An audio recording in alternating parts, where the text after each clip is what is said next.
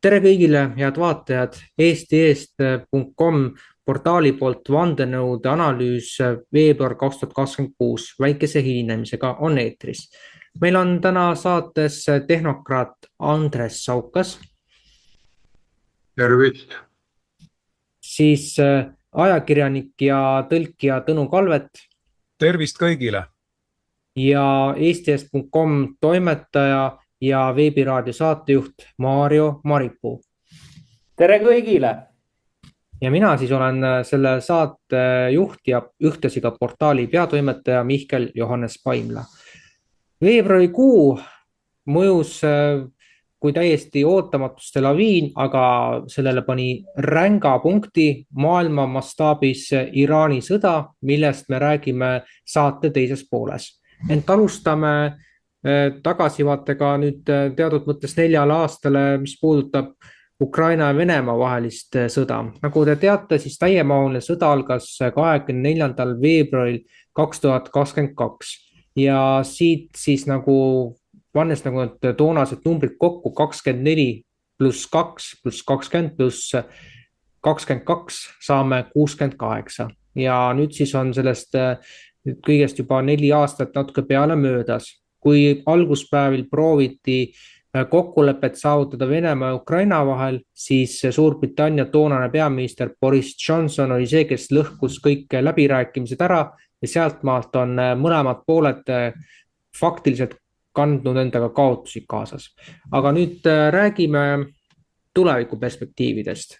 Nimelt loetud tunnid enne seda, kui Iraani sõda Vol 2 läks käima, siis Zelenski oli valmis Putiniga kohtuma ja läbirääkimistesse asuma. See oli siis 27. veebruar ja nagu öeldud, tunde enne seda, mil USA ja Iisrael asusid Iraani kallal tegutsema. Ja nüüd, kus me näeme, et teatud mõttes see on ju trikitamine, mida Ukraina juht teeb ja viimaste päevade arengud, millest me räägime pikemalt järgmises saates, kinnitavad seda, et Ukraina nukuliider siis on läinud sõnasõtta ka Euroopa lojaalsemate toetajatega umbes nii, et liiga aeglaselt tegutsete ja Ungariga on ju sisuliselt sõda lahti, aga mitte veel sellise relvade täägiga, küll aga siin kullakangide arestimisega, millest me pikemalt räägime kindlasti ka järgmises saates. Tõnu annab sellele omapoolse hinnangu. Aga küsimus siis tõstatub selliselt, et milline on võimalus, et kokkuleppeni jõutakse enne juulit 2026, mis ühtlasi on ka USA 250. aastapäev ja samasse aega nüüd ei tea siin, mis siin ühiskonnas elu toob, aga väidetavalt peaks toimuma jalgpalli maailmameistrivõistlused ja huvitav paradoks on see, et USA on jalgpalli maailmameistrivõistlustel ühes surmagrupis näiteks Iraani endaga, aga ja ka Venemaa ja Hiina vist oli ka, ma vabandan, kui ma siin eksisin, aga olulisem just on see, et kas Ukraina ja Venemaa vahelised kokkulepped sellel aastal on võimalikud või pigem me räägime sellest, et see on lõpmatu sõda, kuni slaavlased üksteist ära maha lasevad droonide ja muude teisintellektuaalsete relvadega. Ja siitkohalt annakski sõna Andresele. Mõistust ja tervist kõigile. Ma ei kuulu seda ütlemata, sest peame mõlemad ajupoolkirjad sellel ükskõik mis küsimusega, kui alustada, miks ja kellele see kasulik on. Ja küsimus oli lihtne ju praegu, kas ennem selle 26. juulit 7. või mis päev see on, 250. aastapäev USA-l. Nulli võtame tagant ära, liidame 2 arvu, saame 7, saame õnne arvu, küll see asi tuleb ka õnnelikult välja. Ja põhjus on väga lihtne, kui nüüd mõtlete mõni nädal tagasi enne naiste päeva, kui see trall-prall või kuidas seal on, Iraani sõda hakkas, helistas Trump koheselt ka Putinile. Aga ennem ju nad kohtusid paar kuud tagasi ju, said suheldud ka seal Alaskal ja mis seal oli, nad ju panid kõik asjad paika. Eelmängu, esimese vaatluse, teise, kolmanda. ja millest siis seal räägiti ka seal sellest tunniajalisest kõnest. Palju meil seda on kajastatud? Ega suurt ei ole vist. Aga ma vaatan igasuguseid kanaleid, mida näidatakse ja kahtlen ja võrdlen ja siis mõned laused võtame välja. Seal olid need küsimused sees, nii Iraani küsimus, aga Ukraina oli ka sees. Ja Ukraina kohta arutasid presidendid ka kolmepoolseid läbirääkimisi Ukraina konflikti lahendamiseks. Värske, nädal aega tagasi. Ja presidendid kirjeldasid olukorda kokkupuutejoonel, meteruubiku või see, kuidas see oli see joon, kus Venemaa, kokkupuutejoonel, kuulake nüüd, kus Venemaa relvajõud liiguvad üsna edukalt edasi. Nii et mõelge, kuidas see oli nüüd edukus. Kas nad kokku leppisid midagi või oli lihtsalt edukas minek, äkki suur jõud läheb või kuidagi nii. Ja nagu märgitud on see tegur, miks peaks julgustama Kiievi režiimi lõpuks liikunud konflikti läbirääkimiste teel lahendamise poole. Ja Trump väljendas huvi samuti Ukraina konflikti lõpetamise vastu, kiire relvarahu ja pikaajalise lahendusega. Ja lõpuks ütles siis Putin lõppu, Venemaa poolt andis ta Trumpi meeskonna ja USA presidendi isikliku vahendustegevusele positiivse hinnangu. Nii et näete, siin on nad praegult kokku leppinud, kuidas võtate, mina siin nagu siin saates me kõik räägime, subjektiivne arvamus, aga siin subjektiivist ei ole midagi, näete siin objektiivilt ütlevad, anna ka minna tuld seal niskise raginaga, et jõuaks maikuuks valmis saada selle asjaga. Sest mis oli, kui läheme ajalukku, 1. mai 1941 olid ka Hugo Bossi valmistatud sakslased 1. mai pidustusel Moskva väljakul sõbrad ja 22. juunil läks asi pihta, ega see vahet ei ole, aga nüüd on lõpetamine on käeulatuses ja see on paigas, nii et maikuuks ehk jõuab see asi lõpetada. Ja vot siin ongi ka see muud midagi ei ole, juhivad praegult seda ära ja veel üks teine uudis ka tuli lõppu, Moskva reis on praegult plaanis Iisraeli peaministril, oodatakse teda sinna. Nii et asjad ja kaardipakid on juba ilusti kokku ja lahti pakitud, nii et asjad hakkavad lõppema. Ja kui sedasi ta lõpeb, siis küsimuse vastus, juuliks on kindlasti asjad läbi. Minu poolt kõik. Suur tänu, Andres. No ootame jah, see suviga kindlasti on siin ühiskondliku tasandi veel ootamatusi ees seismas, aga siin tasub märkida ka veel seda remargi korras, et Trumpi ja Hiina selle liidri Xi Jinpingi kohtumine on planeeritud märtsi lõppu, nii et jälgime arenguid, et mis siin edasi saab, aga jätkaks nüüd Tõnuga. Kõigepealt, kui rääkida Vladimir Zelenskist, siis tuleb arvestada, et tegemist on hüpiknukuga ja teda juhib kõige rohkem Suurbritannia. Sa rääkisid saate alguses, Mihkel, sellest, kuidas Boris Johnson 2022. aasta kevadel sõitis siis Ukrainasse, kui läbirääkimised Venemaaga olid peaaegu nagu vormistatud juba rahuläbirääkimised ja nurjas need. Põhjus oli väga lihtne, sellepärast, et Boris Johnsonil oli endal huvi, ta sai ju relvategijatelt, sai selle eest, ma ei tea, mitu miljonit ta sai, et ta hoidis nagu selle Ukraina rahu ära. Ja see ei olnud tema eraalgatus ja ta ei olnud isegi ainult seal sõjatööstuskompleksi käepikendus, vaid Suurbritannial tervikuna on hoopis teine huvi näiteks kui Ameerika Ühendriikidel ja võib öelda, et jah, sisuliselt Zelenski on Suurbritannia hüpiknukk ja teatud määral ka Euroopa Komisjoni hüpiknukk. ja tema üksinda ei otsusta midagi, tema on näitleja, nii nagu ta oli näitleja, nii on ka praegu. Talle antakse rolliraamat kätte, ta õpib sealt pähe, esitab selle ja teatavasti selleks, et saada Ukraina presidendiks, ta õppis ära ukraina keele. Sest kuigi tal koolis ja ülikoolis olid ukraina keelest head hinded, aga tema keeleoskus oli niisugune passiivse võitu ja kehva võitu. Aga selleks, et oma saatesarjas või telesarjas Rahva teener esineda nagu ehtsana ja pärast ka päriselt presidendi rollis nagu ehtsa ukrainlane, siis ta õppis ära. Kuigi temast minu teada pole tilkagi ukrainlase verd, vaid ta mõlemat liini pidi juut. Ja kuidagi on saanud ta endale sellise seljataguse ja teda toetatakse, nii et see, kas tema tahab rahu või mitte, see ei olene temast.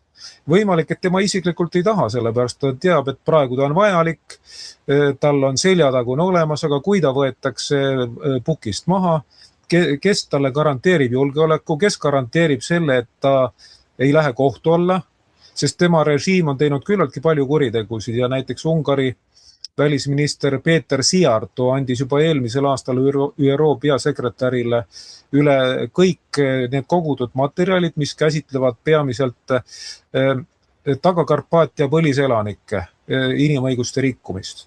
Nii et kui see asi tuleb arutluse alla, ma arvan, et siis Zelenskil ei ole nagu pikka pidu.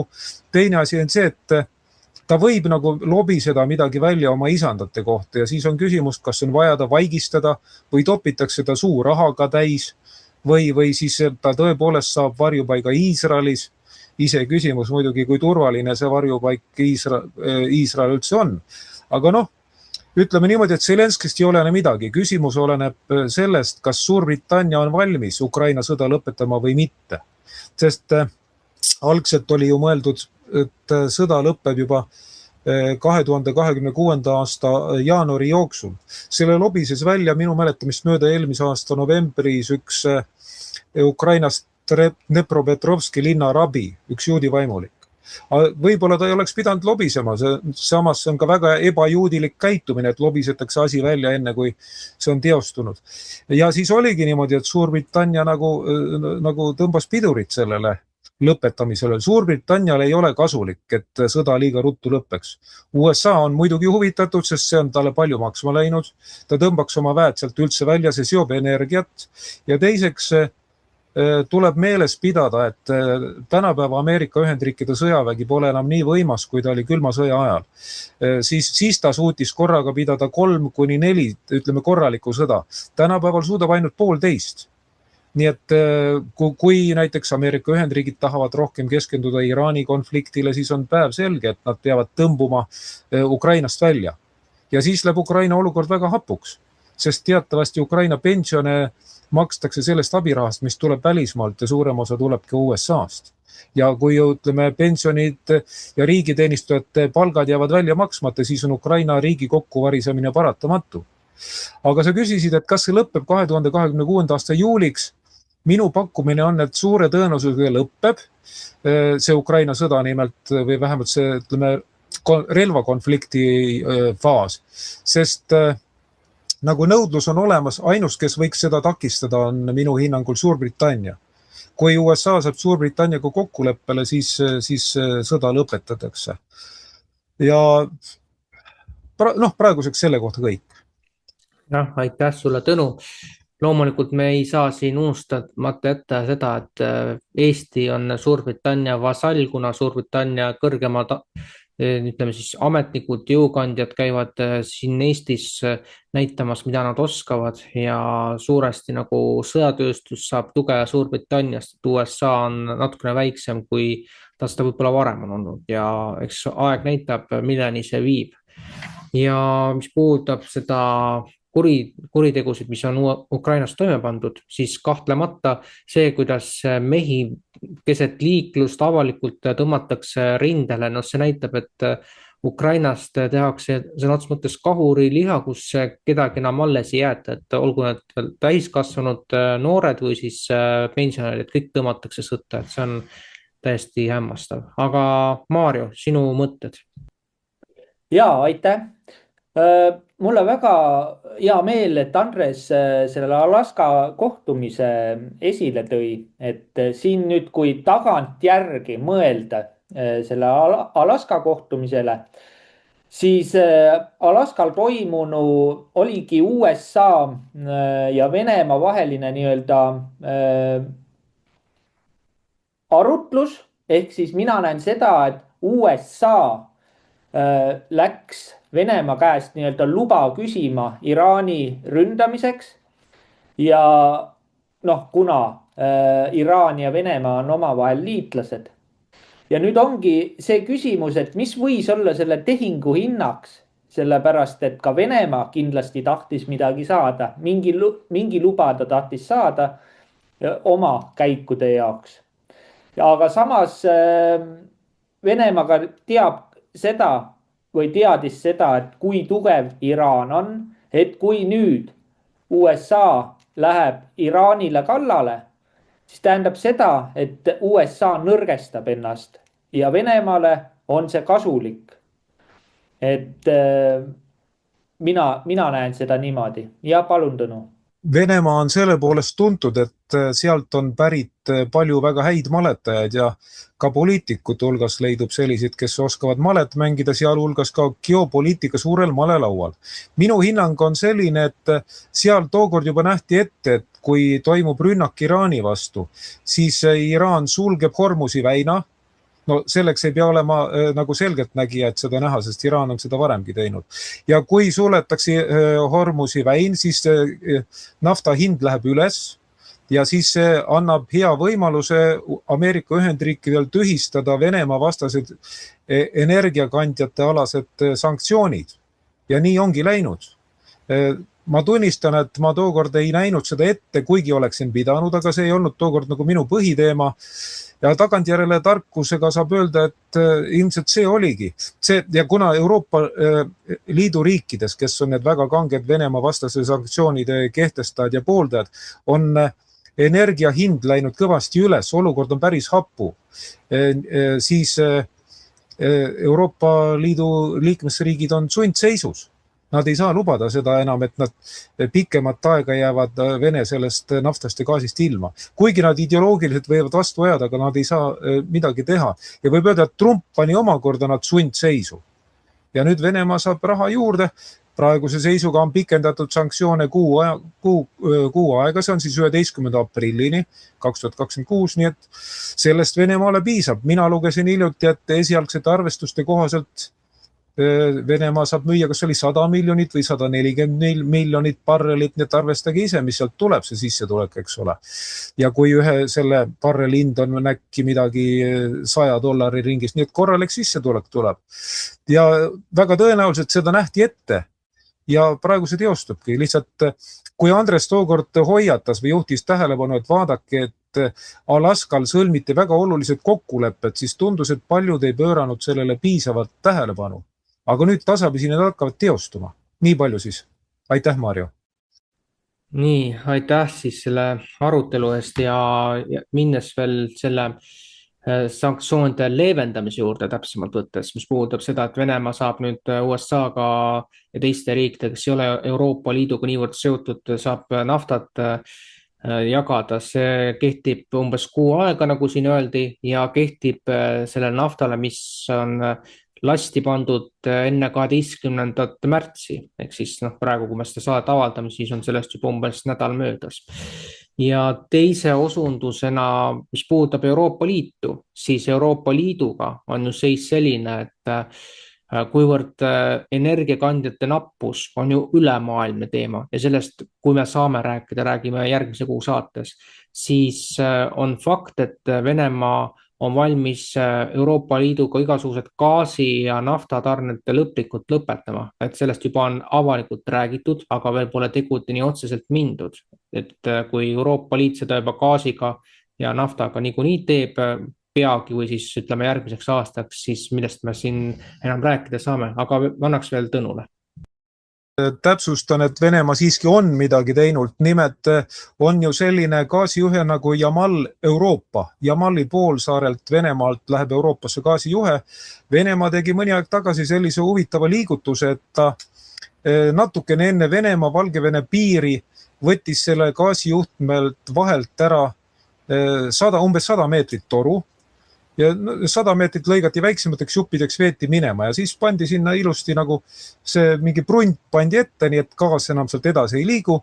Ja sel oli oma põhjus, nimelt Poola oli veidi varem teatanud, et tema võtab selle Poolas oleva gaasijuhtme osa oma kontrolli alla ja siis oli, ühesõnaga Venemaa kallal oli palju plõksitud. Ja siis Venemaa ei andnud sellele poliitilist vastust, lihtsalt Gazprom, kellele see kuulub, tema ütles, et võt, me otsustasime niimoodi, et nüüd sinnapoole enam gaasi ei saada, kuna meil on siseriiklikuks nõudluseks vaja gaasi selle rahuldamiseks ja meie partneritele Aasias, tähendab põhiliselt Indiale, Hiinale, et meil ei ole seda Euroopa liini enam vaja. Euroopa suunda vaja, siis oligi niimoodi, et see gaasijuhe pandi kinni ja pärast seda gaasi India hüppeliselt tõusis. Nii et vähemalt üks samm on tehtud, kus Venemaa sisuliselt lõpetas ära gaasi saatmise Euroopasse. Seda tahtsingi täiendada. Aitäh, Mihkel, et sõna andsid. Ja aitäh, et see on väga huvitav tähelepanek igal juhul. Aga natukene veel võib-olla enne järgmist teemat ka sellest, et Slovakkia on andnud selge suunise, et tema ei ole nõus selle, ütleme, mis praegu Ukraina teeb ja siis need laenuteemad, et Ungari on selgelt ju keeldunud 9 miljardi suurusest laenu eraldamisest, siis märgid viitavad sellele, et Euroopa Liidus on kujunenud tõsised lahkarvamused, mis viivad ühel hetkel teatud plaanis kataklüsmini. Aga nüüd jätkame siis uuel teemal ja digitaalne ühiskond siis. Euroopa Parlamendi komisjonides või komisjonis on juba antud formaalselt roheline tuli digieurole, valitsustasanditel tundub, et seda toetatakse. See pole veel lõplikku hääletust Europarlamendis läbinud, aga jutud räägivad seda, et järgmise aasta kevadeks tahetakse esimesed nii-öelda emiteerimised digieurodes läbi viia ja hiljemalt 2029. aastaks tahetakse see muuta üheks peamiseks vahendiks maksete tegemisel. Ja samal ajal vaadates, mis meil siin Eestis toimub, meil on järjepidevalt see tehisintellekti teema ja nüüd siis üks uuendus, mis Tartus selgelt esile lööb, on droonidega jälitus suurematel ristmikel, ehk siis kui droon tuvastab, et mõni sõiduk läks punase fooritulega üle, siis automaatselt genereeritakse trahvid välja.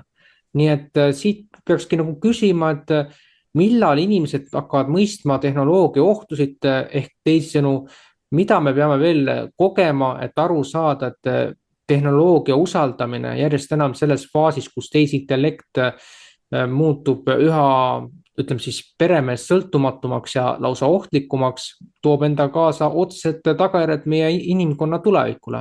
Aga annaks kõigepealt sõna Andresele. Lisaks ka esimesele küsimusele veel natuke kindlust, et see Ameerika ja Venemaa suhte peale värsked uudised on, et nüüd mõni päev tagasi kirjutati pikaajalistele lepingutele alla 10-aastased lepingud. Coca-Cola avab oma tehased uuesti, mis 22. aastal kinni pandi ja kolmele sellele märgile Kokke, Coca-Cola ja Sprite. Nii et 10 aastat võtavad ja joovad Venemaal edasi. Nii et suhted kogu aeg soenevad ja me võime siin rääkida, mida tahame. Aga digieuro ja droonide puhul, ütleme, mis euro on, mõelge nüüd ise, tehnokraat hakkab jälle tulema. Millise raha pealt on ta välja mõelnud? Ta on täitsa välja mõeldud asi. Dollar tuli taaleri pealt, rubla oli ruupio ja nii edasi, kui hakkame need India omad.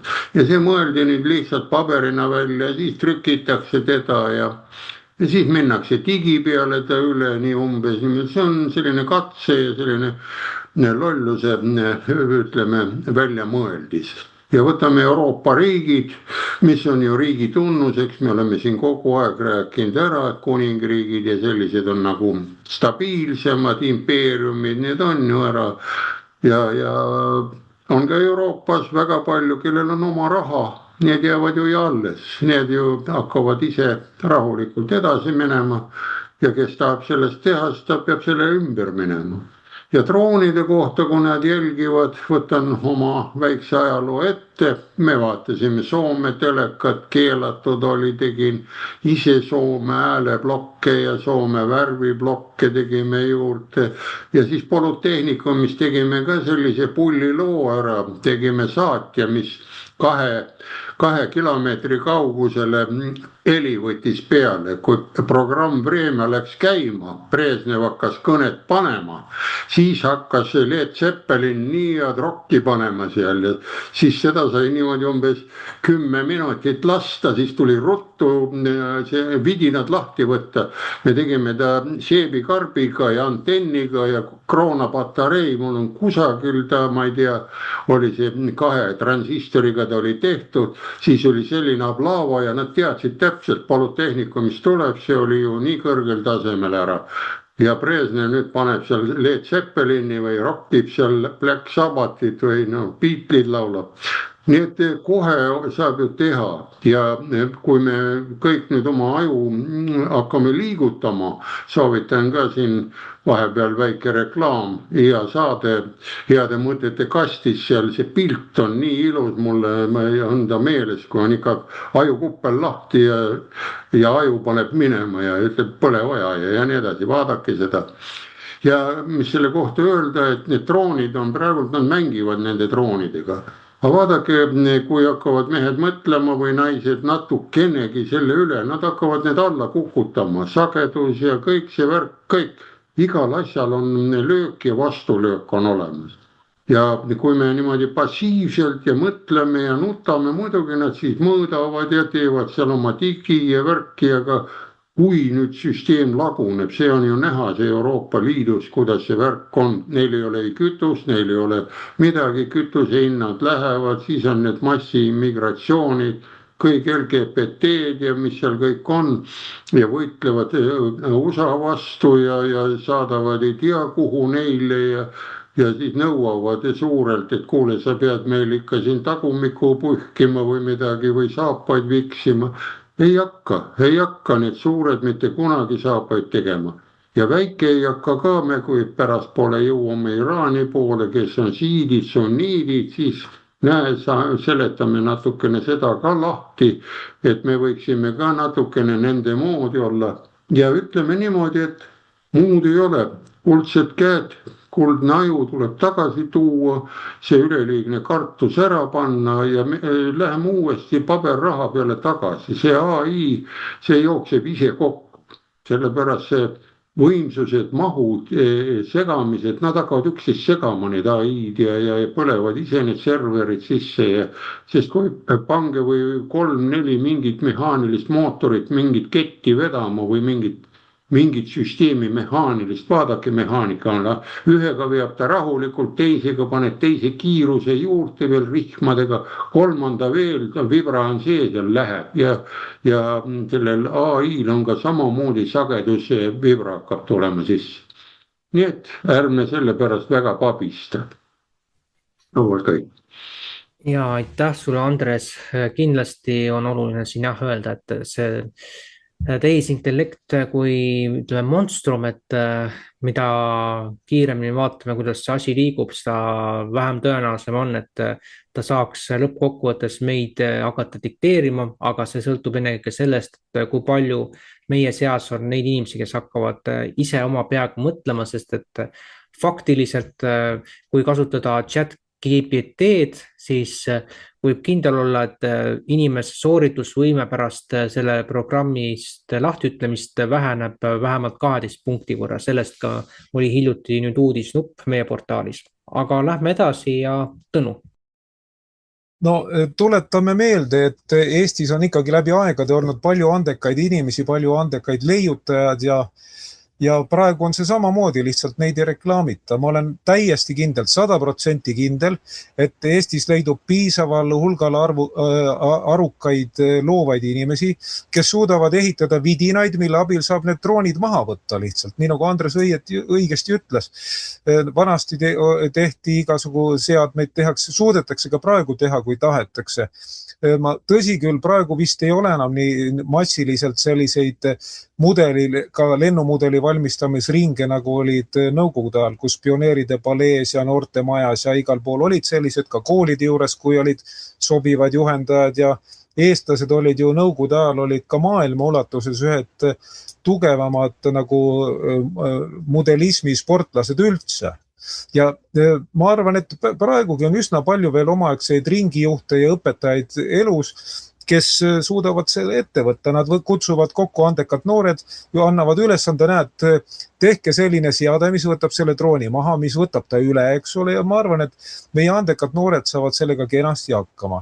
Praegu nad raiskavad oma aega ja annet võib-olla nutitelefonis passimisele, aga siis leiavad sellele ka korraliku rakenduse. Ja juba üle tosin aasta tagasi ilmus ju rahvuslaste Tallinna klubi ajalehes Rahvuslik Teataja, üks päris niisugune asjalik õpetus, lihtne arusaadav õpetus, kuidas õhupallide ja võrgu abil võtta droone maha rajalt. Ja selle kirjutas Rahvuslaste Tallinna klubi, kas oli julgeolekuosakonna või sisekaitseosakonna liige, endine ministeeriumi ametnik, endine politseinik Tarmo Laasi ja tema tunneb asja.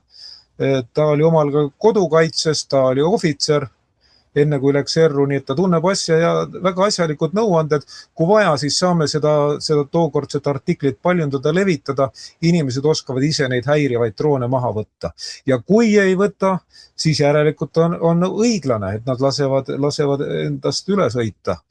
Ja teine asi, mis puudutab digieurot, see ei ole ainult Euroopa mure.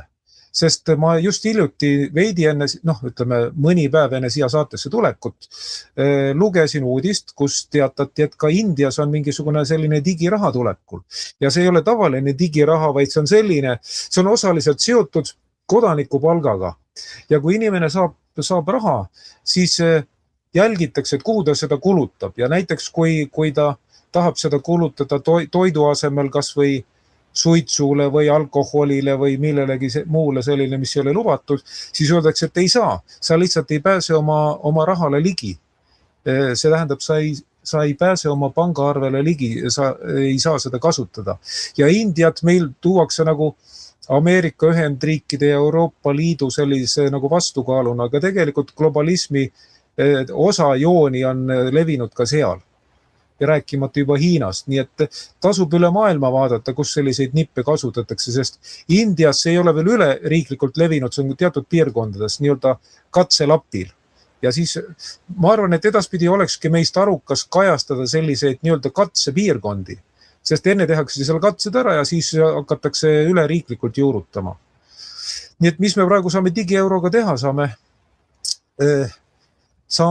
kui see asi muudetakse sunduslikuks, siis tuleb muidugi pea panna tõsiselt tööle. Aga senikaua, kui ei ole sunduslik, kasutame kõiki teisi meetodeid, et vältida digieuro kasutamist või selle mõjuvälja sattumist. Sest üks asi on see, et ta on olemas. Aga teine asi, kui ta on võimalus, mitte kohustus, siis me ei ole sunnitud temaga kokku puutuma. Jah, aitäh Tõnu ja loomulikult siit ka ütleb siis minupoolne sõnum, et mida rohkem paberraha kasutamist, seda parem ja minnes nüüd selle teema laiendusega edasi, siis Tai ja Vietnam, need on nagu sellised katseriigid, et minu meelest vähemalt ühes neist riigist, kui mitte kahes, külmutati 10 miljonit pangakontod ja põhjenduseks toodi see, et see on digitaalselt kinnitatud midagi niisugust. Nii et kui me räägime siin, et umbes pooled pangakontost pannakse kinni ja siis ülejäänud hakkab toimima ainult digitaalse süsteemi peal, no siis on ikka midagi väga valesti ja paljud pensionärid võib-olla ei saagi enam siis üldse mingisugust sõnaõigust, nii et see on Tõnu poolt väga õige, et ta rõhutab, et me vaataksime, mis mujal maailmas toimub. Ja Tõnul annan veel sõna. Sinu jutu valguses mul tekkis seos, et äkki polnudki täiesti juhuslik, et Tartu Hoiulaenu ühistu lasti põhja minna. Sellepärast, et ta kujutas endast ikkagi nagu tõsist vastukaalu juudipangandusele ja oli oht, et Tartu Hoiulaenu ühistust saab päris pank. Ja siis paljud inimesed oleks läinud patriotismist sinna ja mitte ainult patriotismist, vaid sellepärast, et see oleks olnud tulus. Ja siis oligi hädavajalik kõrvaldada ohtlik konkurent eesotsa Sandor Roosiga. Selline mõttekäik praegu. Ja täpsustuseks nii palju, et saate salvestamise ajaks veel ei ole Tartu hoiu-laenuühistule pankrotti välja kuulutatud, aga tundub, et saneerimine on ka muutunud küsitavaks. Aga lähme siit edasi ja Maarja. Aitäh. No kui ajaloost minna tagasi ja mõelda sellele, et dollarit tagas kuld. Kulla tagatis kaotati ära ja peale seda hakkas ka dollar nõrgenema. Nii, tulles nüüd veel ajas siia ettepoole, kui Eestis tekkis kroon, siis minu mäletamist mööda krooni tagas Saksa mark. Ja lätlastel Läti-Latti tagas Inglise nael. See lükkas ka nii-öelda tänu sellele siis Läti-Lati hinna hästi kõrgeks. Mäletan, oli see 2 latin, oi kui kallis see oli. Aga nüüd, kui mõelda siis digieuro peale, et mis on digieuro tagatis siis on. Et digieuro tagatis on elekter. Ja see panebki nii-öelda ta sõltuma elektrist. Kui elektrit ei ole meil ka digieurot. Me oleme lahti ühendatud Venemaa võrgust. Meil on väga ebastabiilne elektriühendus. Praegu on ta väga kallis. Nii, ja meil on, me oleme tegelikult geograafiliselt oleme kogu aeg niisuguses blokaadieelses seisundis, et sõltume Suwalki koridorist ja Läänemere võimekusest siis seal kaupu liigutada. Aga kui need võimekused ära võtta, elekter ära võtta, me olemegi kiviajas. Meil ei ole isegi oma maksevahendit. Aga siis ilmselgelt lämmegi koriluse peale tagasi ja sai saia vastu ja leib leiva vastu või leib saia vastu. Kuidagi niimoodi. Aga aitäh. Ja aitäh sulle, Maarjo. Ma peaksin siin veel selle asja ära markeerima, mis küll puudutab praegust märtsikuud, aga siiski, kuna siin toodi välja, et meil on see digieuro nagu sõltub otseselt elektrist, siis Sunly lubas püsti panna Eestisse andmekeskuse, mis hakkaks sõltuma tuule ja päikeseenergiast. Aga vaadates, et meil ei ole kogu aeg päikest ja teate ise, milline see vinetatud taevas välja näeb. Ja lisaks ka see, et tuul võib ju olla ja ta võib üsna tugev olla, kas ta ei pruugi ka jälle iga päev olla. Lisaks need, kes tuulikute kandis elavad, neil on psühholoogiline terror nagu sõna otseses mõttes 5-10 kilomeetri raadiuses, et üldse magada ei saa, siis mul nagu tekib õigustatud küsimus, et seoses nende andmekeskuste ja muude selliste digieuro vajalike energiaseadmetega, aga mis osa siis jääb meile lihtrahvale, et kas me üldse enam siis elektrit tarbida saame või võtab kogu selle osa enda kätte need nõndanimetatud andmekeskused, mida siin üle Baltikumi tahetakse teha, et see on minu meelest midagi erakordselt haiglast. Aga selle mõtteteraga siis paneme teemale punkti ja lähme edasi nüüd välisbloki ühe olulisema teemaga, mis on tänase päeva kandunud, et kui te mäletate, siis eelmine USA, Iisrael versus Iraani sõda kestis umbes 12 päeva ja USA võis ennast teatud mõttes võitjaks tunnistada, aga Iisrael sai ikka esimest korda tunda, mida tähendab Iraani poolne kättemaks ja hukkunuid oli ka seal mõlemal poolel muidugi. Ja kes mäletab, siis oli see 4. päev, kus Iraani riiklik televisioon sai päris tugeva mütsu mööda, rakett tabas nende kompleksi, aga inimesed seal sees jäid ellu. Aga ühe päevaga, mis 28. veebruar oli, tekkis tohutu kaos antud regioonis, ehk siis teiselt poolt seda Punast merd. Ja nimelt Iraan lähiriikides, Saudi-Araabia, Araabia Ühendemiraadid ja mitmes teises riigis, Iisraelist rääkimata, muuhulgas pommitati USA baase ja sisuliselt kogu lennuliiklus muutus seal häirituks, et vähesed riigid võimaldasid veel oma inimestel reisida ja samaaegselt Eesti välisministeerium hakkas siis sinna jäänud eestlasi evakueerima. Märgiline on muidugi see, et ilma igasuguse luure eelandmeteta, kui sedasi tõlgendada, jäi sinna teisele poole Punast merd lõksu ka NATO kaitseminister Hanno Pevkur ehk siis Eesti poolt, sõna otseses mõttes täiesti groteskne juhus ja tehti siin ju meeme ka sellest, et kaamli seljas jõudis Omaani või noh, mingi sihuke pula. Aga küsimus nüüd siit sellest, et kelle huvides on, et kogu maailm lõpuks paisata sõjakaosesse. Asjaolu, et ainuüksi ühe päevaga rünnati mitut naaberriiki, oli küllaltki ootamatu ja loomulikult, kui see sõda nüüd venib veel vähemalt 2 või 3 nädalat pikemaks, kui ta just praegu on, kui me seda saadet teeme, on 2 nädalat sellest möödas, siis ma kahtlustan, et tagajärgedeta see kohe kindlasti ei möödu, et kui mitte kevadel, siis sügisel me näeme, mis meie ühiskonnast on edasi saanud, et kütusehinnad on üks olulisi indikaatoreid, aga annaks siis nüüd sõna Andresele. Nii, jätkame siin ja kuna oli alguses juttu telefonikõne Trumpi ja Putini vahel, siis üks teema oligi ja põhiteema oligi, mille pärast ta helistas. Ja loen selle väikse sisu kokkuvõtte ära ja siis lähme ajalukku, vaatame, kes ja mis asi see võib seal juhtuda. Ja need telefonikõnes oli Iraani puhul. Rõhk oli loomulikult Iraani konflikti ümbritseval olukorral. Presidendid kaalutlesid Iraani konflikti kiireks, poliitiliseks ja diplomaatiliseks lahendamiseks, sealhulgas kontaktide kaudu Pärsia lahe riiki juhtide, Iraani presidendi Masoud Peresjaniga ja teiste riikide juhtidega. Vot see oli siis see kokkuvõte. Ja nüüd see teine pool oli siis, et kelle huvides see maailm on nüüd paisatud sõjakaosesse. Sõjakaosust ei tule.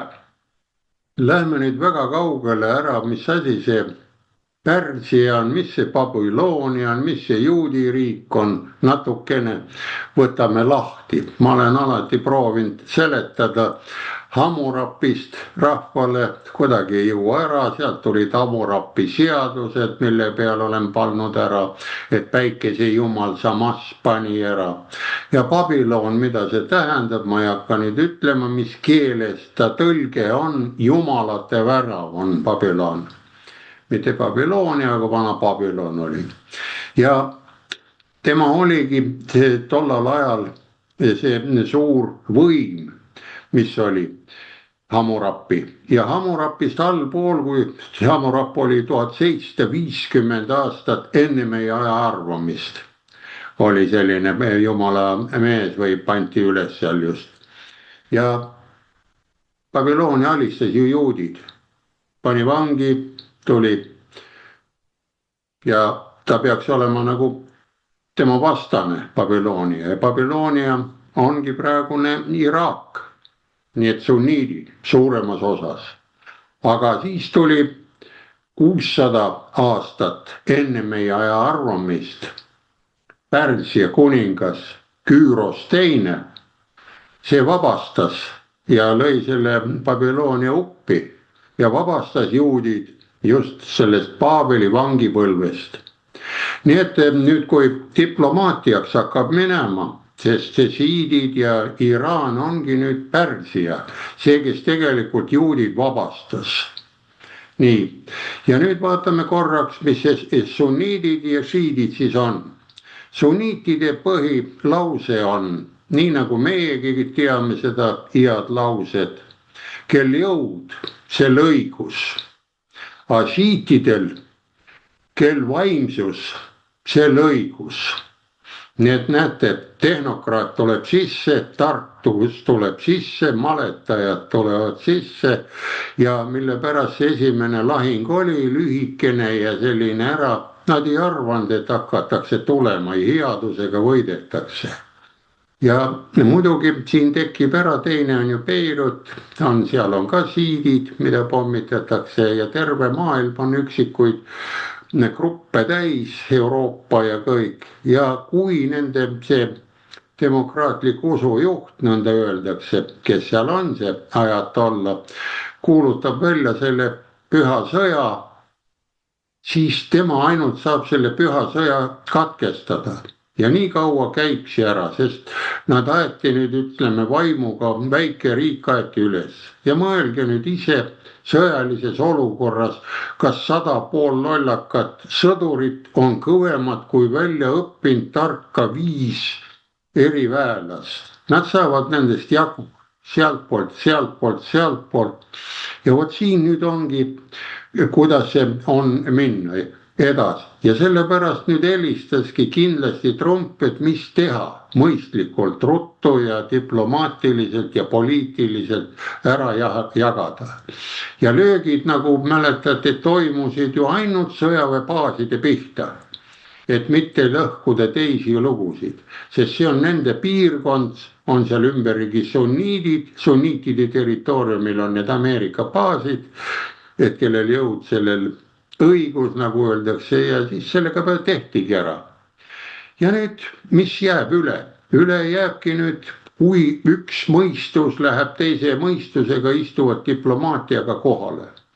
Ja nagu ma algus ka ütlesin, oodatakse ka Venemaale minekut, Netanyahu minekut Venemaale. Vot seal on ka ju omad sõnad ja mõtted. Ja kas ta nüüd läheb pikemaks, ma ei usu, et ta väga pikaks läheb, sest praegusel variandil olid ka viimased uudised, Ameerika käivitas ruttu jälle oma rafineerimistehase, nafta oma sealt ülevalt, mis seisis. Tema on naftaga ka hädas, sest see samane väinakene, mis seal tuleb, sest seal on kõik need varud, olid harjutud sõitma ringi. Ja asi läheb paika. Ja paigaga, mis meil läheb ära, meil saame ka, ma arvan, selle nõnda nimetatud või õige iseseisvuse diplomaatiliselt tagasi, sest saame siit hakata Euroopale Venemaa gaasi edasi andma, Venemaa elektrit edasi andma, sest meil ei jää mingid võimalused üles, sest Euroopa on tühi varsti, see ringiratast midagi ei ole, aga meil on otse torud siin samas olemas. Üle Narva jõe tuleb ja teine tuleb Pihkvast. Ja kui Eleringi seda kodulehekülge vaatate, olen seda vaadanud, seal on rõhk sees, kogu aeg hoitakse midagi. Nii et asi selle pidi meil toimetab. Ja üle maailma ja see hinnamängud, kui te mäletate, toimuvad ka täpselt 5-6 aasta taga toimuvad need korralikud kütuse energia hinna hüpped. Noh, need oli ära, kõige raskem oli venelasel, kui läks see lagunemine 70, mis oli 6. oli $10 oli barrel, vot see tõmmas täitsa kuivaks. Aga kui on üle 50 euro barrel, praegu on 100 ja 90, 80, siis ta jõuab, ma lugesin ka paar kuud, kui niimoodi on ta niivõrd korralikus plussis, et rohkem ta ei vaja, ta võib Euroopale siis juba anda ka odavamalt ette. Nii et see on lihtsalt ära, et meie sõjakausesse ei lähe, see on lihtsalt äri, korralik äri ja istutakse maha. Ja need ärimehed kannatavad kõige rohkem tegelikult, need kütusemüüjad, laevad seisavad, nad tahaks nagu elada ja kõigile on see, suurtele on praegu kehva, kes alustasid seda sõda. Ja küll see Iisraeli välisminister läheb ka sinna, istuvad maha ja saabki ära, lõpetavad ära selle poole peal, sest Iraan on, ütleme, Venemaaga sõber, nad jagavad ja teine on teisega sõber, aga suured on lihtsalt äripartnerid, neil sõprus on selline üle laua kaardimängus või sellest. No see on minu poolt selline lugu lohutuseks, et siin sõjakaost ei tule. Aitäh selle optimistliku hinnangu eest. Muidugi viimased teated siin päeva või 2 tookord rääkisid selles, et huttide seas seal teisel pool väina, et kui me räägime siin Hormuzi väinast, mis on Iraaniga piirnev, aga see teine, mis on piirnemas seal Punase mere poolt, et kui nüüd hutid seal oma revolutsiooni korraldavad, siis ähvardab ka seda väina sulgemine, aga aeg näitab, milleks need praegused tippjuhid võimelised on, et kindel on üks, et ilma diplomaatiata ka mingit kokkuleppeid tulla ei saagi. ja kaheldamatult jälgime selles suhtes arenguid, et kas enne Hiina ja USA liidri tippkohtumist tuleb kokkulepe Iraani ja USA vahel või mis siin edasi hakkab saama. Jätkame ka Tõnuga. No seda, et kaosesse läheks kogu maailm, on küll palju pakutud, sest tegemist on ikkagi piirkondliku sõjaga ja kuigi Iraani nafta moodustab maailma naftakogusest umbes 5%, siis riikidel on siiski varud olemas, nii et otsest häda praegu ei ole. Ja kui vaja, siis saab ka kelleltki teiselt osta. Ütleme otseselt, naftapuudust ei teki. Ja miks peaks näiteks uusmeremaalast või mingisugust ugandalast huvitama kuskil Iraanis toimuv sõda või selle tagajärjed? Nemad elavad ikka oma elu ja elavad nii hästi, kui suudavad. Aga siin on üks teine küsimus on, mäletatavasti kuni 1979. aastani oli ju Iraanis võimul šah ja tollane Iraan oli piirkonna kõige läänesõbralikum ja kõige läänelikum riik üldse. Miks oli vaja see riigi juhtkond kukutada, ma ei tea. Praeguseks on teada, et selle taga olid lääne eriteenistused ja vabamüürlased ning Jüri Lina raamatus Skorpioni märgi all on kirjas, et selleks kulus umbes $250 miljonit. Tänapäeval see $250 miljonit võib tunduda üsna väikse summana, aga aastal 1979 oli selle väärtus hulga suurem. Nii et tänapäeval see võiks olla äkki kahekohaline arv miljardeid, ma ei tea täpselt, palju see dollar on odavnenud. Ja ma siiamaani ei saa aru, miks oli lääneriikidel vaja kukutada neile ustav valitseja. Aga huvitav, et tänapäeval, eriti pärast 28. veebruari 2026, kus on tekkinud korraga suured Iraani pooldajad, Iraani sõbrad ja räägitakse sellest, kui mitukümmend korda USA pärast teist maailmasõda on läinud riikidesse jõuga sisse ja seal kukutanud. Aga millegipärast unustatakse sellest loetelust välja aasta 1979 ja islamirevolutsioon. Ja inimestele tahtlikult luuakse selline pettekujutelm, nagu seal oleks rahvas ise kukutanud mingi vihatud türanni. Ja nüüd nagu see praegune režiim Iraanis esindabki rahva tõelist tahet ja kõik, kes tahavad seda välja vahetada, on tagurlased ja saatana kehastused. Nüüd mõelgem, kui oli šahi valitsus Iraanis, siis Iisraeli ei peetud ju mingiks saatana kehastuseks või selliseks, kes oleks tulnud hävitada. See surmavaenlaseks muutumise jutt või see toimus ju hiljem. See toimuski pärast 1970. aasta nii-öelda islamirevolutsiooni, sest revolutsiooniga see ei olnud midagi pistmist. Nii nagu oktoobrirevolutsioon ja muud revolutsioonid, kõik olid välismaalt organiseeritud, orkestreeritud, sama oli Iisraeli revolutsiooniga. Nii, miks oli vaja kuulutada Iisrael surmavaenlaseks pärast seda ajatollade režiimi loomist? Ja on selge, et kui see juhtub praegugi, miks peaks Iisrael nagu leplikult suhtuma? Enne saatesse tulekut ma vaatasin uudiseid. Tõsi, need ei käi veebruari kohta, see käib 12. märtsi kohta, kui Iraani uue juhi peamine sõjaline nõuandja Rahim Safavi ütles selgelt, et Lähis-Itta ei mahu korraga Iraan ja Iisrael. Emb-kumb peab hukkuma ja meie ülesanne on siis hävitada Iisrael. Ja kui selline poliitika on olnud juba aastast 1979, siis ei maksa imestada, miks Iisrael annab täie jõuga vastu. Aga miks see konflikt on oluline? Siin tuleb mängu tuua Ameerika sisepoliitika. See ei ole otseselt minu tarkus, ma olen mitmetelt allikatelt seda kuulanud, lugenud ja kõige muljetavaldavam oli minu meelest see arutlus, mille tegi Venemaa rahandus- ja majandusasjatundja Mihhail Haasin. Ja tema pakkus välja sellise seletuse olukorrale, et Trump tahab lõpetada ära föderaalreservi ja selleks tuleb tekitada selline olukord, kus dollar läheks põhja. Ja praeguse seisuga ongi märgid viitavad sellele, et dollar lähebki põhja lähikuudel ja föderaalreservi taga seisvad jõud on seetõttu Trumpi peale väga pahased ning teevad kõik endast oleneva, et esiteks vahevalimised läheks vabariiklikul parteil tänavu novembris kehvasti ja teiseks, et Trump tagandada ametist. Aga ja selle jaoks ongi see Iraani sõda vajalik. See on USA seisukohalt.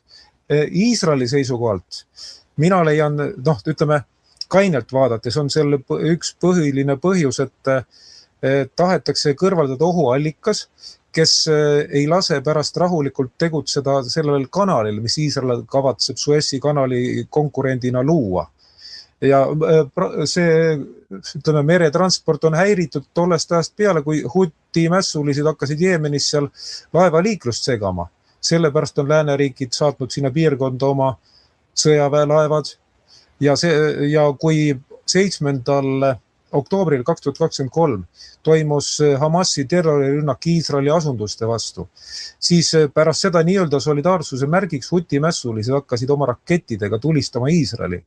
On mõeldamatu, et maailma kaubanduse, merekaubanduse seisukohalt oleks sellise pingekolde alles jätmine nagu talutav. Mina saan täiesti aru, miks tahetakse see pingekolle kõrvaldada ja kuna Huti mässuliste taga on Iraan, siis tulebki see režiim taltsutada, midagi ei ole parata. See ei tähenda, et inimene peab olema Iisraeli sõber. Mina näiteks ei ole Iisraeli sõber, aga ma leian, et tal on õigus olla olemas ja mitte niimoodi, et keegi Araabia riik või kas või Iraan otsustab, et tuleb hävitada. Ei saa läbirääkimisi pidada isikuga või organisatsiooniga, kes juba arvab, et sul pole õigust olla olemas. Ja muidugi Netanyahu puhul on erikülg on see, et kuna tal on jalgealune päris tuline ja ka paljud Iisraelis on tema vastu, siis ta olemasolu või võimul püsimise õigustus on see, et ta pidevalt sõdib. Alates 23. aasta oktoobrist, kui oli Hamasis, kui Gaza sektoris Hamas tegi terrorirünnaku,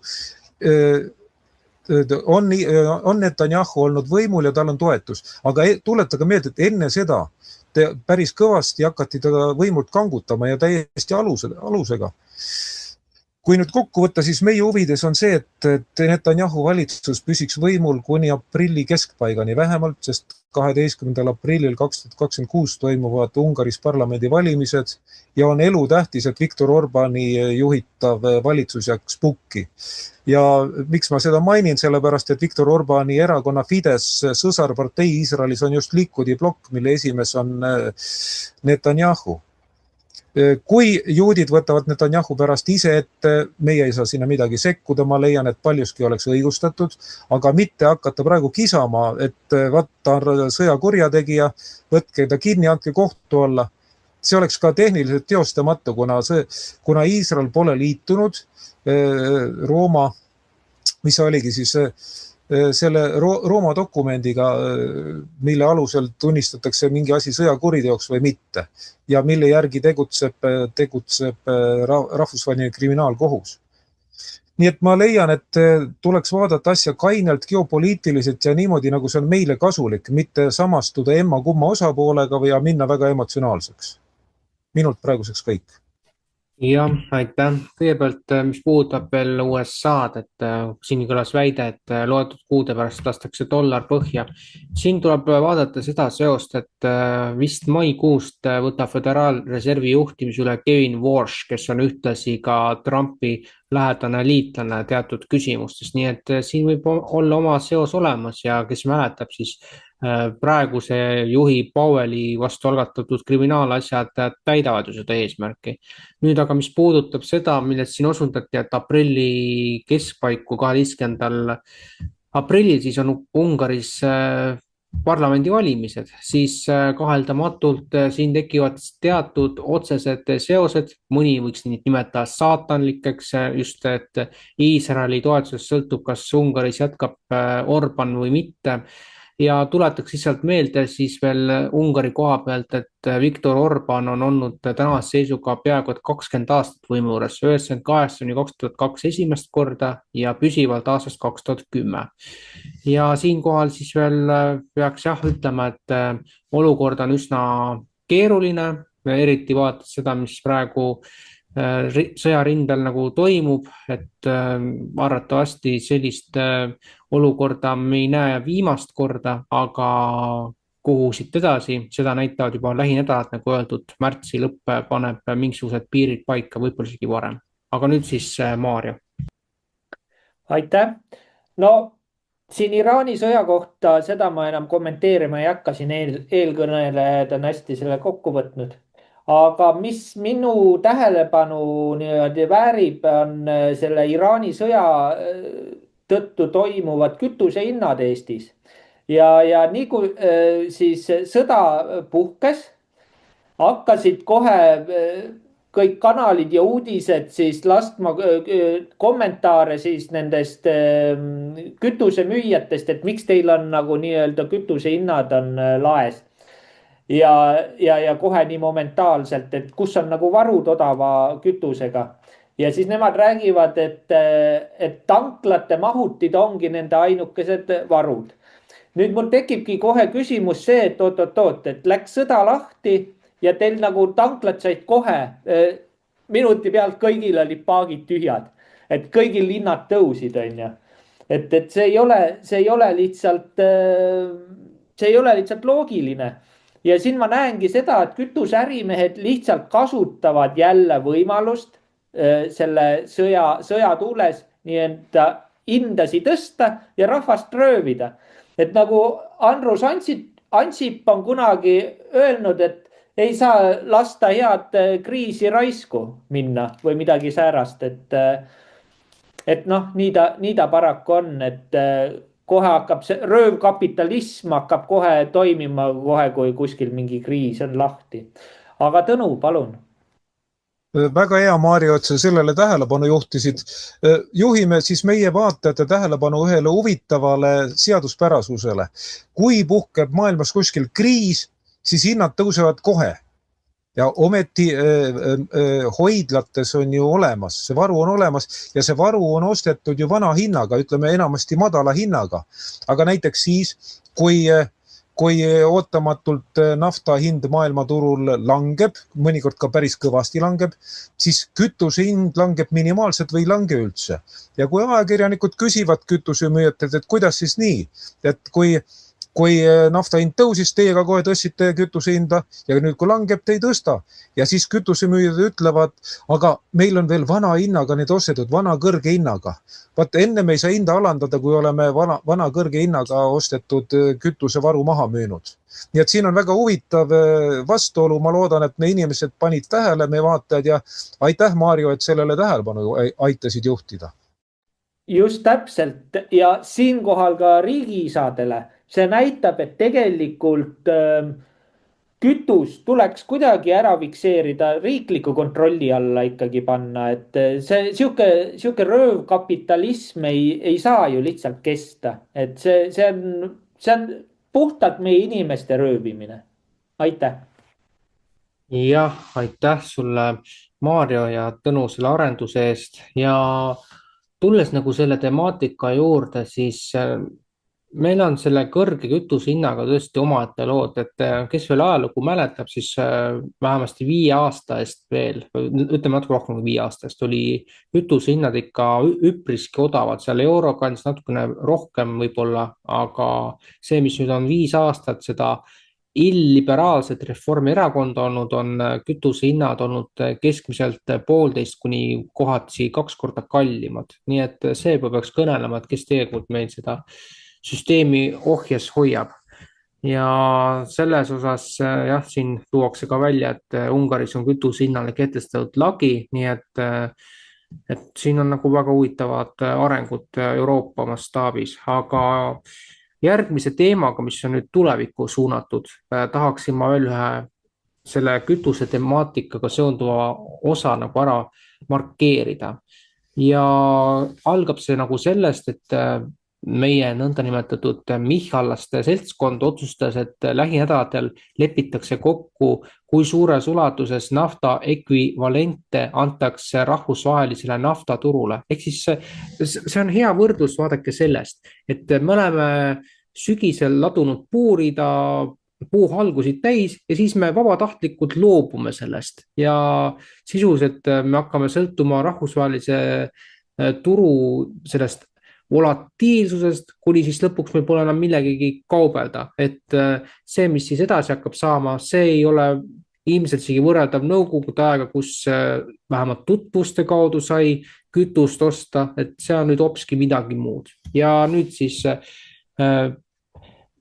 milliseks kujuneb märtsi lõpp või ka aprilli algus, võttes arvesse muuhulgas, et Eesti annab see oma nafta ekvivalendid vabatahtlikult ära ja väikse täpsustusena, et me räägime siin mitmekümne tuhandest või siis kuskil 30 000 tonnist kütusest, ehk siis sellest naftast, mida meil on kütusehoidlates hoiustatud ja nüüd siis selleks, et rahvusvaheliselt nagu tagada teatud stabiilsus, loobub Eesti oma reservidest vabatahtlikult. Ja nagu ma siin osundasin, et liigume järk-järguliselt inimestega siis suurima defitsiidi poole 90-ndatest saati, et kes ajalugu mäletab, see 91 aasta lõpp, 92 algus oli eriti kriitiline ja siit olekski hea anda Andresele sõna. Nii, jälle hea küsimus mulle, aga mul on kohe hea vastus teile tulemas kohe. Värske lugu. Ja ma arvan, et asi, mis siin toimub praegu, ekvivalentide äramüümine, toimub ka kergelt sunniviisiliselt ja väikse mõttega, sest tänane värske uudis on lihtne selline, et Rumeenia tegi ettepanek oma riigis välja kuulutada energiakriis. Nii, ja kui energiakriis on välja kuulutatud, see lubaks kohe käivitada Lukoil Petroliteli rafineerimistehase. See seisab siin juba 2022. aastast. Nii, ja kui meie anname ka kogu oma kupatuse kõik need kütused ära, teeme paralleeli, tuleb see nüüd sügisel või see võim, õige võimuvahetus või õiged mehed, tehnokraadid rooli, siis energiakriis välja kuulutada ja saame kohe otse Venemaa torud lahti keerata. Sealt tuleb Rosnefti kraam, mitte Lukoili oma. Ja saabki kütust sahinaga tulla ja saame neid ekvivalente müüa edasi, sest meil on ju need kogemused olemas ju, kui mäletate, 2 kraanikaussi oli meil ainukesena maailmas vajalik liha ja kala jaoks. Sellised ekvivalendid on meil läbi põetud. Aitasime väga raskel olukorral, kui oli Kreeka 74 vist oli see kriis või see 94. Et andsime sinna laenu ja raha. Vot need ekvivalendid saab siis tagasi küsida, kui me ise kuulutame kriisi välja. Ja see ma arvan, et võib-olla ongi, kui ta on lollide poolt tehtud, see praegu, et anname ekvivalendi, siis on ta kahjulik. Aga kui ta on nüüd lollidest erinev, targad teevad selle kriisi, annavad selle portsu ära ja esitavad numbri juurde, kui ma annan siin tonn ära, ega siis kui ma annan tonni ära, ega ma ei pea andma teda 2 euroga.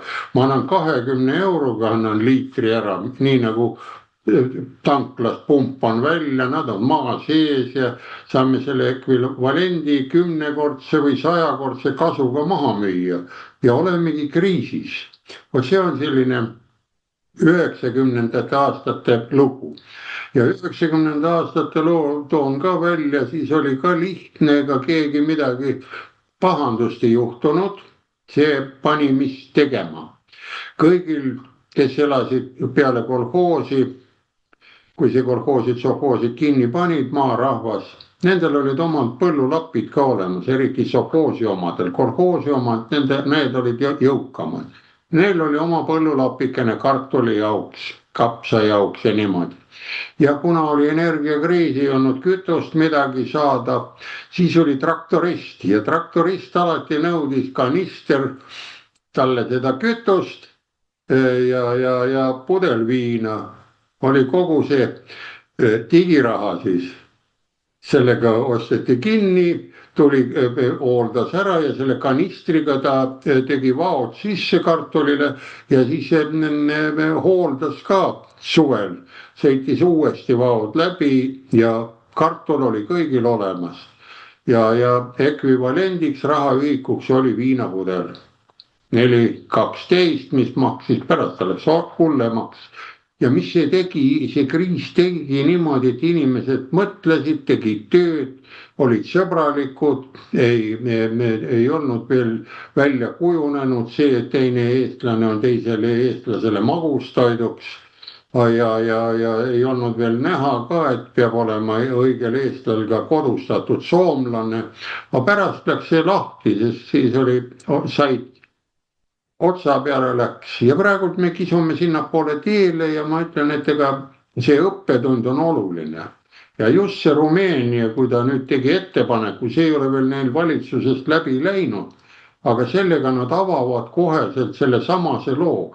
Ja seal selles samas ettepanekus oli samati sees, et 1,2 oleks lagi.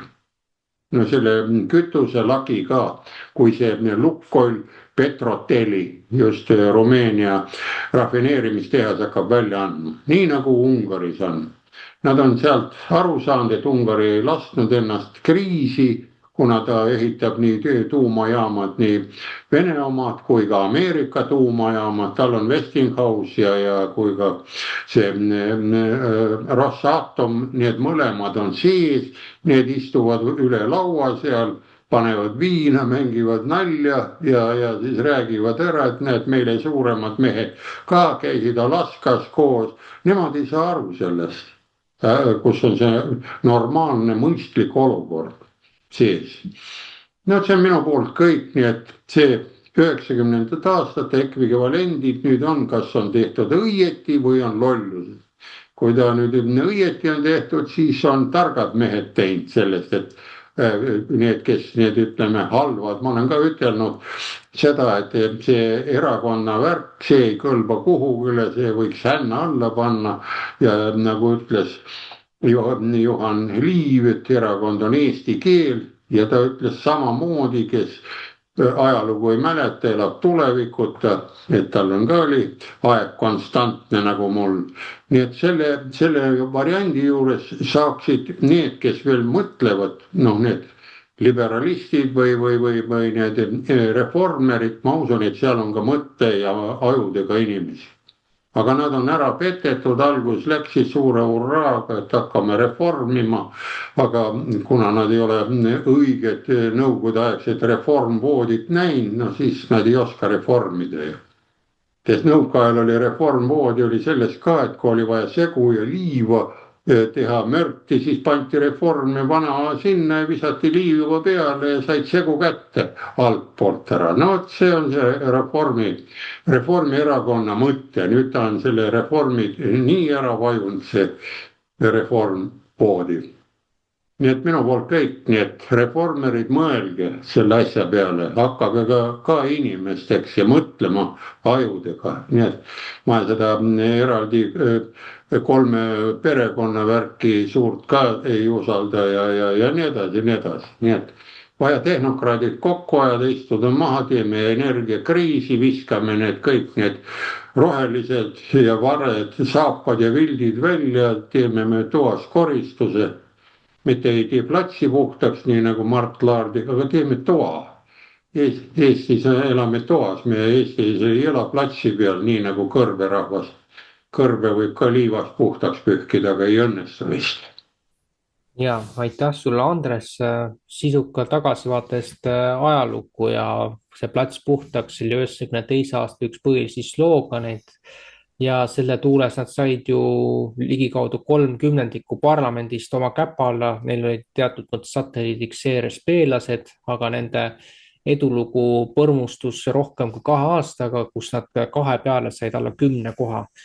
Aga see on veel omaette teema ja loomulikult energiakriis ilmselt näib olevat vältimatu, küll aga selle lahendamine sõltub ennekõike meist endist.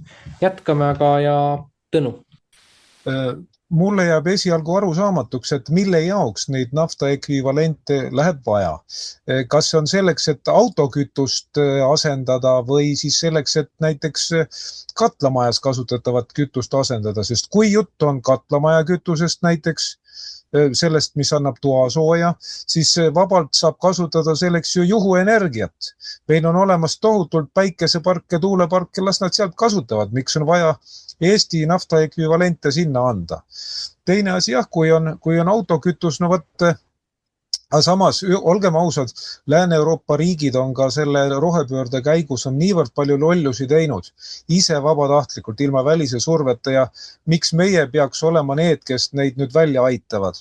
Ja noh, nad on ise rikkad, neil on riigi reservid on olemas, kasutagu neid. Ja kui on Eestil endal kütusereserv olemas, see on meie oma, miks me peame selle ära müüma. Ainukene asi jah, kui teha selline kombinatsioon, nagu Andres rääkis, et kui ära anda, siis saame kriisiolukorra välja kuulutada, sest Ungari saigi kütusele hinnalae kehtestada tänu sellele, et ta kuulutas välja energiakriisi olukorra riigis. Ja nüüd Rumeenia kavatseb jah sellest eeskuju võtta.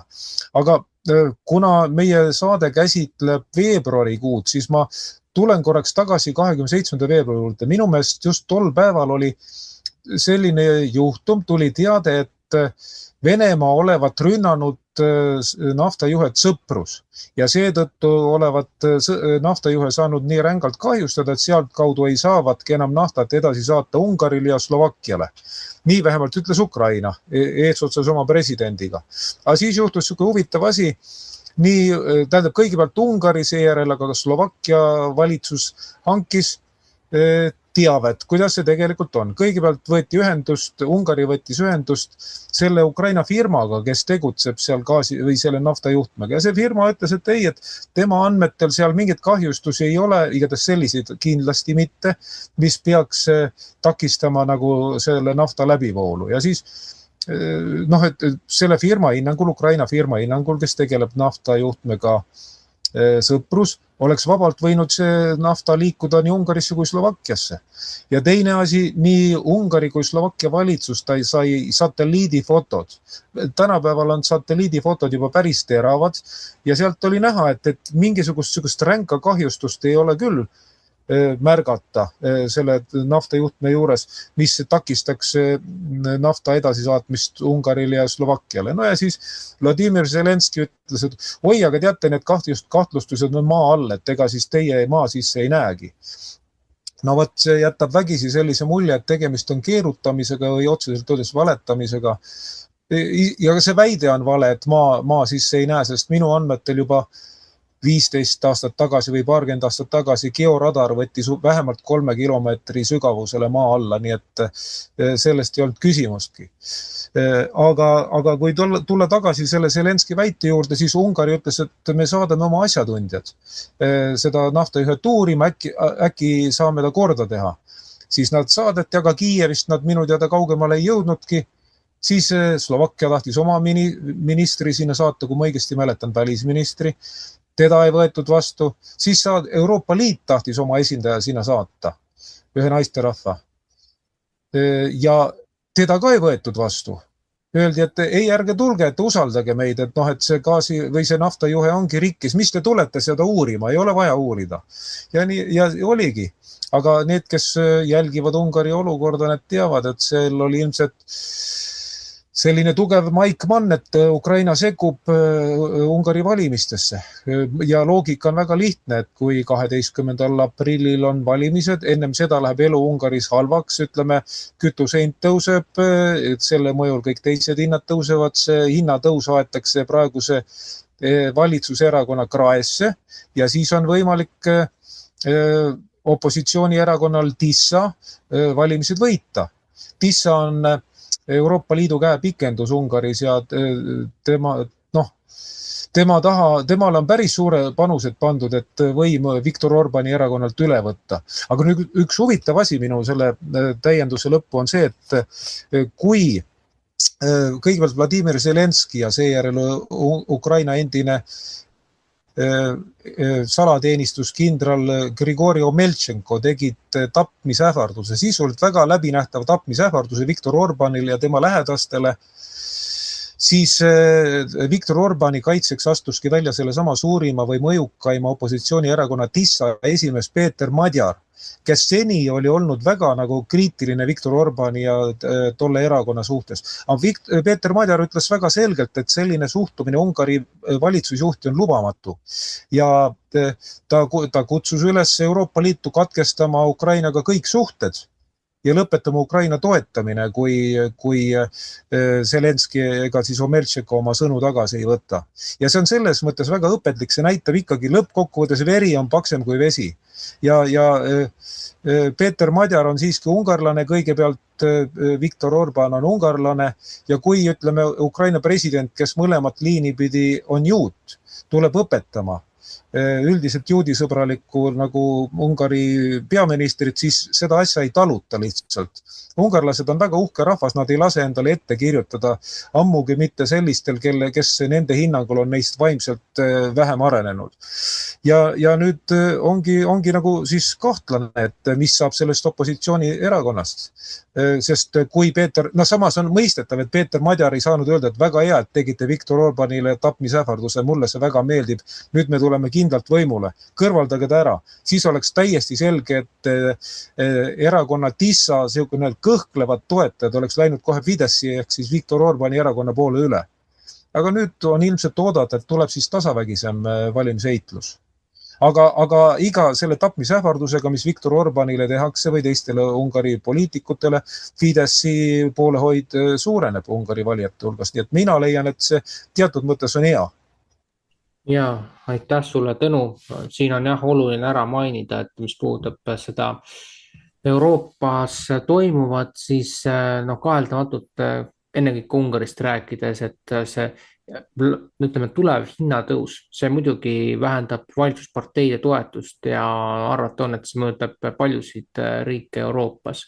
Ja loomulikult see, et üks vähe alaarenud juut tuleb teisele juudile midagi näkku ütlema, see on lihtsalt täiesti uskumatu ja selles taustas nagu näeme, et see opositsiooniliider oli küllaltki tasakaalukas, aga eks kuu pärast selgub, kes siis võidab need valimised.